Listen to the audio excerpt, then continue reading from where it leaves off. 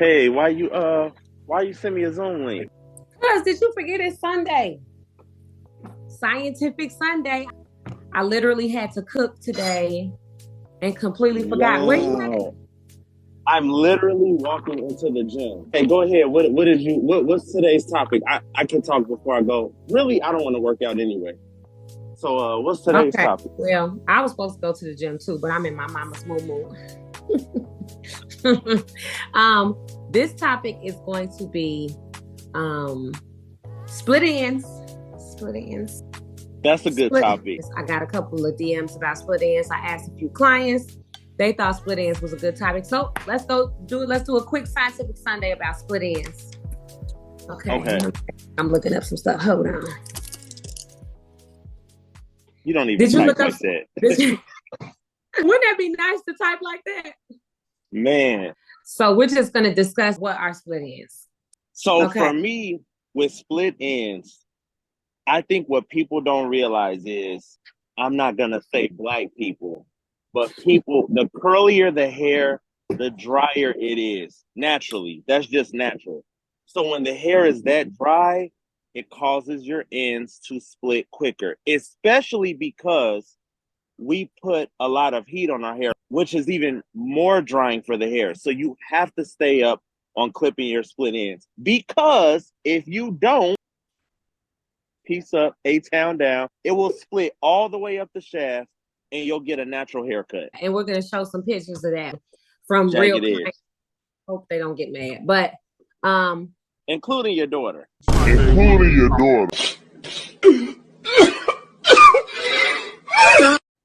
That's a whole subject that has me hurt to my heart. I'll talk about that in a minute. Split ends are caused by the breakdown of the hair shaft. So the outer layer is responsible for protecting the inner layers. When the outer layer is damaged from heat, weather, brushing, chemicals, etc., it can no longer protect the cortex and it splits. The cortex is the inside. So a lot of clients, like you said, don't realize that once you've gotten to a point where it's completely damaged, where the cuticle has hit the point of no return, it's going to split. And the only way to remove that split is to clip it off. Right. If you don't clip it off, it's going to just continue to split. Now, how do you feel about those products that men split ends? I think it serves a purpose. I think it serves a purpose for those who insist on not cutting their hair, or for those whose hair is so damaged that we will have to cut too much, and it keeps it glued together for the purpose of avoiding the splitting further. Right. But it's not a save. It's just a temporary solution. Right. I agree. We're going to open it to questions. People can message us about what they can do about their split ends, and then we'll talk about treatments later on. To be honest, tell the kids to go upstairs. Okay, now you're going to bed.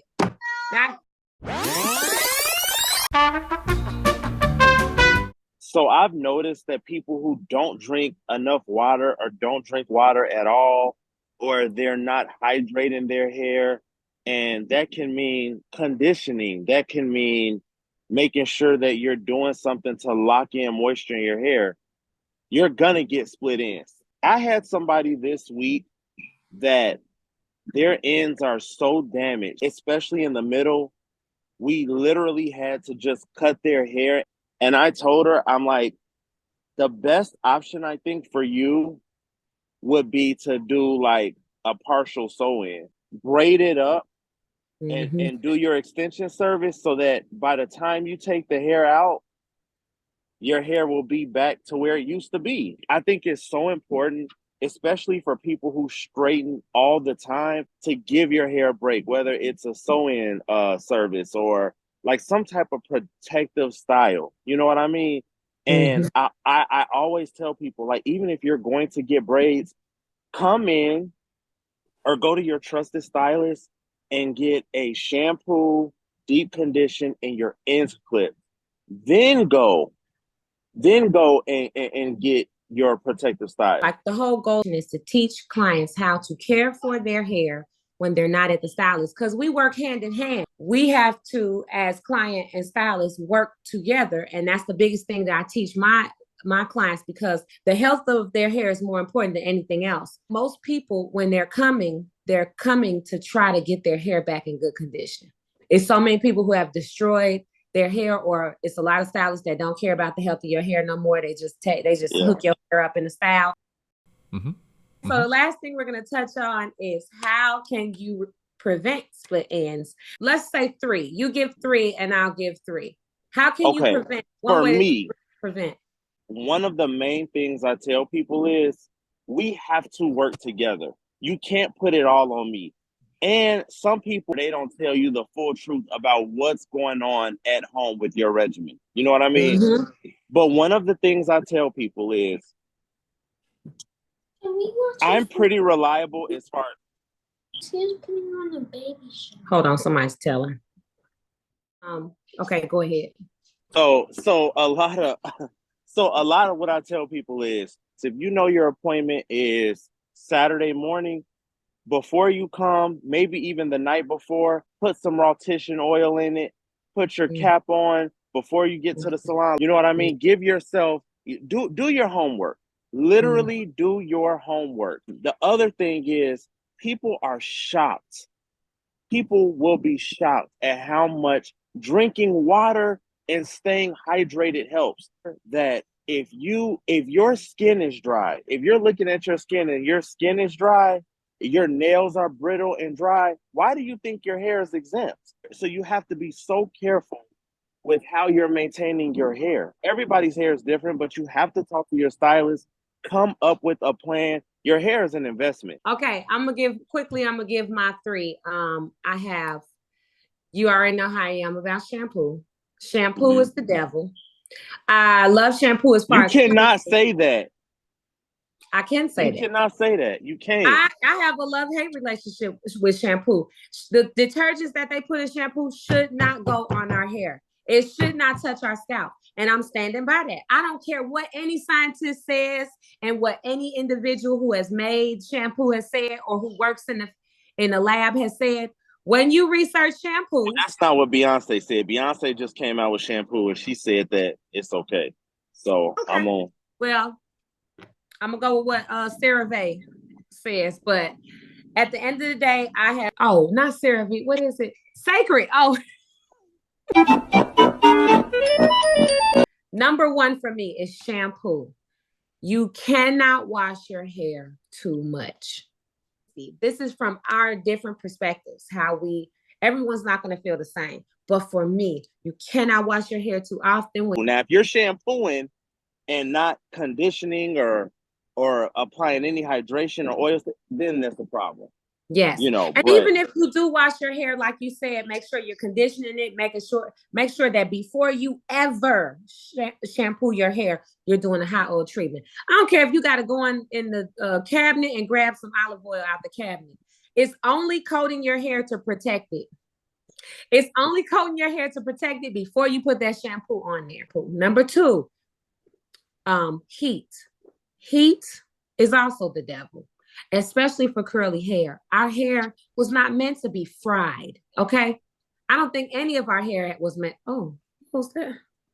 Oh, that's pretty cool. What? Did you do that? No, I didn't do anything. What was that? Blow drying, flat ironing, curling your hair. Make sure you use a heat protectant and a good one, because heat fries your hair. And all it takes is one time of heat too high to destroy your hair. Then it's going to split. It's going to be dry to that point of no return. And the only thing that will help it is new hair coming in. And number 3 for me is the biggest one. One of the biggest ones that happened with my baby, Zaire. Her hair was to her butt. Is brushing. Brushing your hair with the wrong brush, or aggressively without having some sort of slip or oil in your hair, will permanently damage your hair. And when I say permanently, the only thing that can save it is new hair. What kind of brush do you recommend? I personally love the wet brush, but there's a lot of new brushes out here that people stand by, that they use and they love, that is meant for detangling hair. I personally like the wet brush because it has very soft bristles. So paddle brushes like I this, like the flexible bristles. yes. When you see a paddle brush and you see these thick bristles, they should not be used for detangling hair. So I think the thing too is you have to be careful how you use it. Taking a brush and starting here and ripping down, yes. Yes. But that brush you just showed, if you start from the bottom and work your way up, that's much better than starting It from is up much here better. and trying to rip. That's it's also about technique. That's gonna be another video. We'll show technique, but hairstylists know a lot of clients are rushing. They don't have time for that. So get a brush that's not going to rip through your hair. Get one that has flexible bristles, or get one. That's why they made the other one that kind of spreads apart. You can get that from Amazon. And then they have another one. I forgot the name of it. I saw it on Instagram. Did you see that brush? The new one that everybody's raving about for detangling? I forgot the name of it. But so those are my three: heat, shampoo, and brushing. Those are three things you have to be very careful about. You need a good hydrating shampoo, and we will come back and talk about I thought you said no shampoo at all. no, you have to shampoo. You have to shampoo to clean your scalp, but that's why I say love, hate. Your exact words was shampoo is the devil. Are you stupid or something? It You can't is. say that. It is, but you know what? I told you I have a love hate. I use shampoos, but I use shampoos that are high in hydration. So make sure you get a really good quality shampoo. You can do a little bit more research on what shampoos work for you, because you have to clean your scalp, but you don't want to over shampoo and dry your hair out. I have to go because I'm in Texas and I think I just saw a roach. And so I've got to go. But thank you for hearing us out. Please like and subscribe. And yep, I think that's a roach. You can ring that bell. Okay, on YouTube. Okay, bye.